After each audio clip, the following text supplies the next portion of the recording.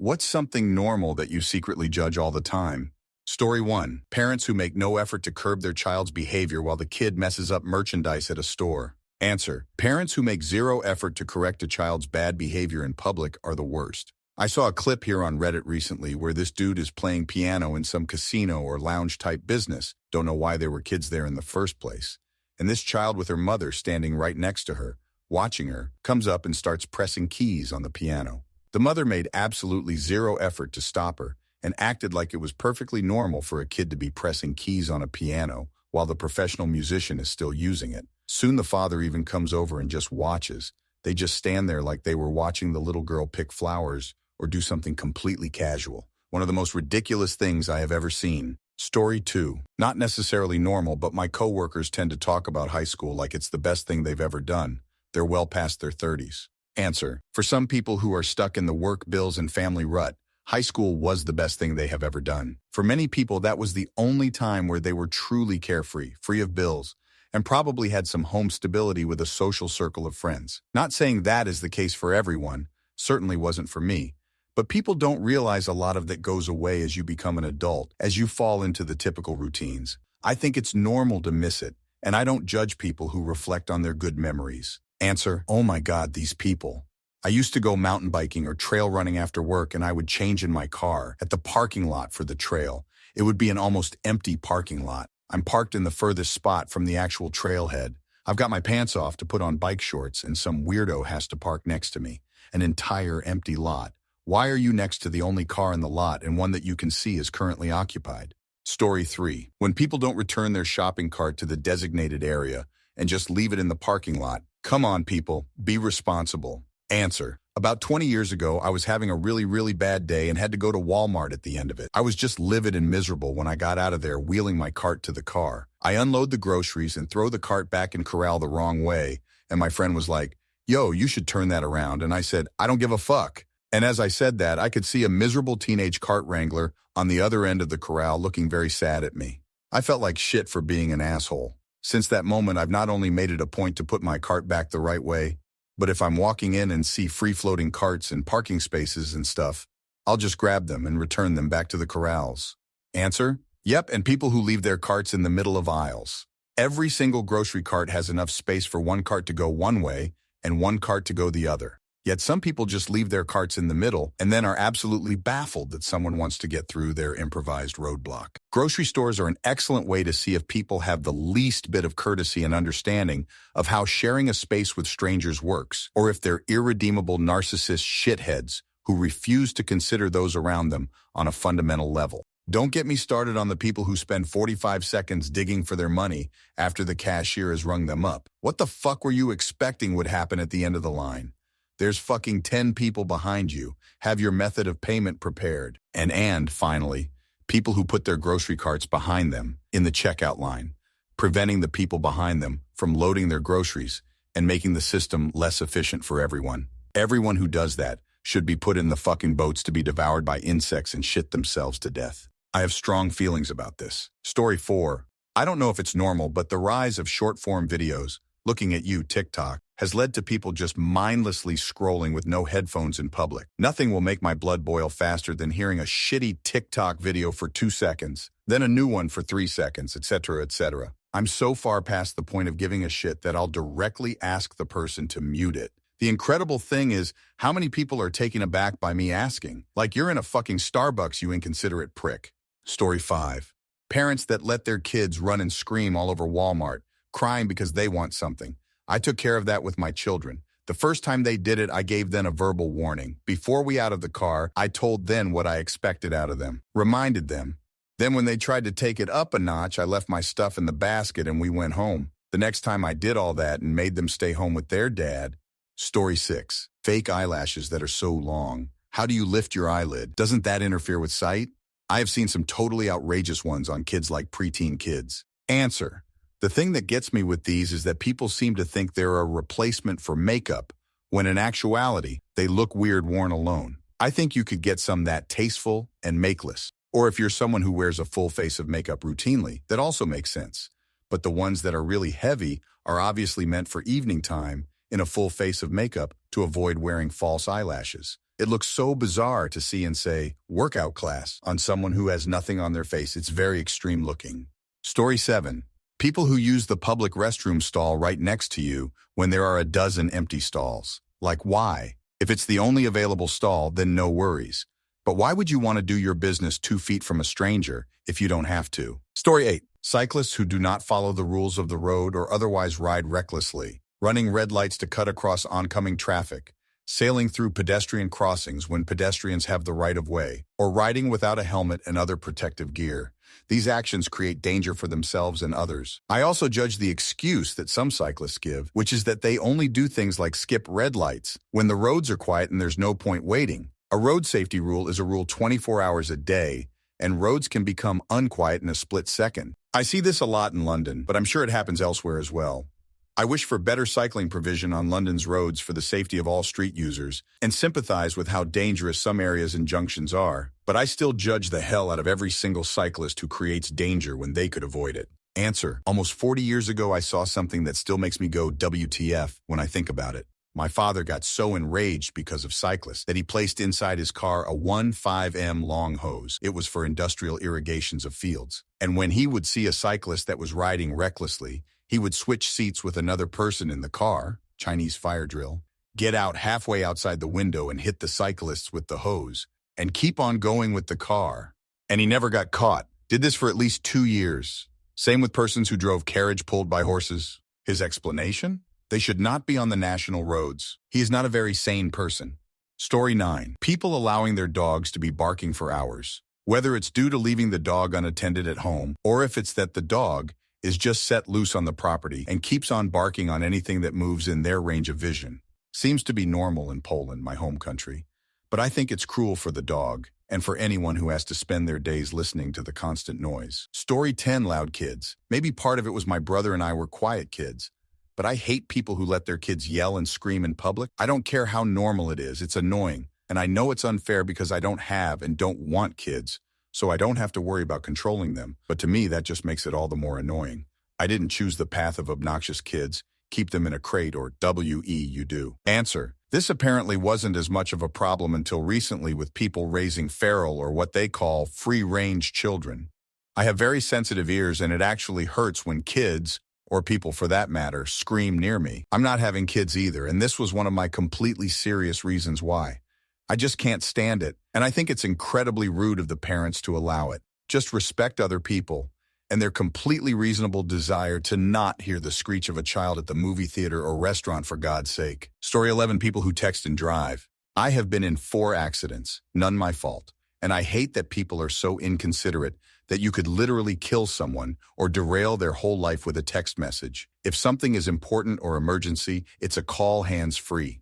No text is worth my life or anyone else's. Answer: I hope they all stop or run into a telephone pole, because I'm tired of these morons hitting PPPL in traffic. I got rear-ended by one. He didn't even put on the brakes when he hit me at 55 miles per hour. He hurt his arm. I hope it still hurts him because he is responsible for the death of my grandmother. Thank God my little daughter was not in the back of the van. He also wrecked the wheelchair for Grandma. Never paid for that cost to the nursing home. Then in my hometown, this new mother was texting and driving with her twin babies in the back. She rear-ended a huge truck.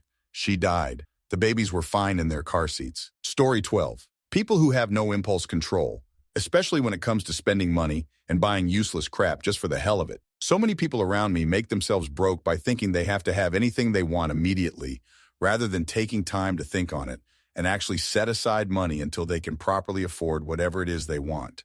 I recently had to talk someone out of taking out a payday loan because she wanted to get her arms waxed. Story 13. I hate when people ruin other people's enjoyment to share their own opinion. Recently, I came across matching pumpkin pajamas for my kids and swooped them up while they had all the sizes available. I ran into a family member in the store and showed them to them, and they were pooping all over my parade. It's still summer, blah, blah, blah. Leave me alone. Haha, let me fall if I want to. They aren't even wearing them right now. I have endless examples of this where someone doesn't want to let you be happy, bought a house and someone commented about the road getting to it not being paved nicely. Shut up. Everyone should let others enjoy what makes them happy, as long as it's not hurting anyone. Story 14. Photo shoots and overly designed parties for children. Basically any event where it's obvious the priority was going to be posting about it on social media later. I'm someone that likes sharing limited pictures on social media, but I prefer anything ugly and candid over a 2-year-old holding a balloon alone in a sunflower field. Like, oh boy, I bet that made some memories. Story 15. This is a bit racial, not racist. When I see white folks outside in the blistering heat with no sunscreen, I get really judgmental about it, particularly when I see kids running around raw-dogging the sun. What are you doing? I was at Disneyland recently on an 85-plus degree day, and this white woman was sitting on the ground under the sun in a strapless sundress. The entire upper half of her body was bright red. I stood there dumbfounded as she sat blissfully aware that she was cooking under the weight of the sun's heat. Didn't want to move or reapply sunscreen. I get mad just thinking about it. What are you doing? Put some sunscreen on and take better care of yourself. I slather myself and my kid in sunscreen on mild days. Stop fucking challenging the sun. Story 16. The breed of dog the person has chosen. I'm obviously judging the person, not the dog. It's like I can see a French bulldog and play with it and think it's fun, but all the while I'm thinking down towards the person that thinks having a dog, that it's cute to have a dog that's inherently unhealthy and almost guaranteed to have health problems. Frenchies, bulldogs, German shepherds with sloped backs, etc. Owners, I think less of you. And don't get me started on people that let their dogs get excessively overweight. Animal abuse. Story 17. Wearing conspicuous luxury brands. I'm a very boring suburban mom who wears yoga pants from Target, and it isn't jealousy or a sense of superiority. I will secretly assume that you are either shallow, bad at budgeting, or both if you are flaunting a bunch of brand logos. I want to think it's their money. Live and let live, but it's not what I actually think. Story 18, I say this as a parent. People that have like 4+ kids. You couldn't just stop at like 2. Just needed to add more humans to the planet because the world needs more of you. Invariably, they are usually the type of family that doesn't think about consumption or worry about having enough money. Just adopt some guys. You should have already satisfied your narcissism with the first 1 or 2. Answer. If the parents are good ones, I feel like having multiple kids ultimately becomes a positive. Raising 4 or more children into kind, functioning adults is a service to society. Story 19. My fellow women co-workers constantly belittling their husbands. I don't mean normal marital complaints. I mean straight up saying they're stupid and degrading them. One coworker I have in particular will do it to her husband's face in front of all of us. It makes me so uncomfortable, and I never join in the husband bashing. I feel like I can't have work friends because I love and respect my husband. Answer yes, this has always been a pet peeve of mine. How couples bash each other for a laugh in front of people. It's so normalized too. I've heard it both ways. But women often do belittle their husbands as useless and stupid, etc. Always makes me think, don't you like each other? Story 20. People who obsessively talk about and watch the news. My family, particularly the older crowd like my mom and older, never shut about it. It's always how X person was murdered or person Y is missing and how that guy stole this and that family lost their dog to some weird disease. They just endless swim in tragedy and grinds my gears, how they do this day in and day out. Nothing they watch is useful to them, but we have to stay informed. Informed about what? How a house burned down 2 counties away? How a trucker slammed into a minivan on the highway? Boy, that really helps to know for my daily routine. Unless there's a bolo, a health watch, or some kind of far-reaching issue-one problem, the news is utterly useless and just an endless barrage of sadness and misfortune. Story 21. People with ill-mannered dogs. I'm passionate about dog advocacy, training, and I used to be a dog groomer for a couple years. The sheer amount of ignorance around dogs makes my blood boil. Dogs are quite easy to train, especially when using positive reinforcement. Look up R+ training if you're curious, especially if you start early and are consistent. The amount of people who can't read basic dog body language yet have a dog is unacceptable in my eyes. I personally don't pet a pup that has bad manners, and I judge very heavily. And I don't mean crazy training like jumping through hoops. I mean basic recall, leash manners, no jumping. Same with the amount of neglect I saw as a groomer. So many people love their dogs more than anything, and yet they come in matted, sometimes severely, ear infections and nails longer than a damn eagle's. Take care of your dogs. Story 22. I secretly judge people that cannot get enough time looking at themselves and posting about themselves and uploading their pictures to the web. Really? Do you look that good? I just don't get all that social media putting your business out in the street like that. I came from a generation where you keep your business to yourself. Marketing was for companies, but nowadays you have to market yourself all the time. You have to make yourself some brand and live up to that brand. I am so glad I was able to have a successful career without having to do that. Story 23. People who sunbathe tan. With how much we know now about how damaging and dangerous too much sun exposure is, it baffles me that so many people still actively try so hard to tan. IDK why people want to go out of their way to damage their skin and massively increase their cancer chances. Just does not make sense to me. It's one thing to end up tan just by being outdoors, and another to actively go to tanning booths or lay outside trying to get a tan. Story 24. How mean and nasty people can be on the internet. It should not be normal, yet it seems it is, and it bothers me so much. Seriously, it costs nothing at all to be kind and understand that we can disagree with each other without being nasty and name-calling. Also, 9 times out of 10, those same people wouldn't say all those horrible things if they were face-to-face, or maybe they would. I don't know. I just wish the world as a whole, could just be a bit kinder. Story 25. I'd say it's commonplace rather than normal, but I really despise it when people don't put things from the refrigerator section in a store or supermarket. Say milk or cheese or anything that requires it to be chilled frozen. Back in refrigerators if they don't want it anymore, and instead just leave it in a cupboard aisle or somewhere where that product is now going to be unusable. I just think it is so damn lazy. And this is not a call out at those who have mobility problems. I'm talking about general population that can't be bothered to put stuff back. This might not even be relatable to the topic, but I just wanted a place to vent about it. Does my nut in? Story 26, large vehicles. I hate to even associate them with the word normal, but at least in America, here we are.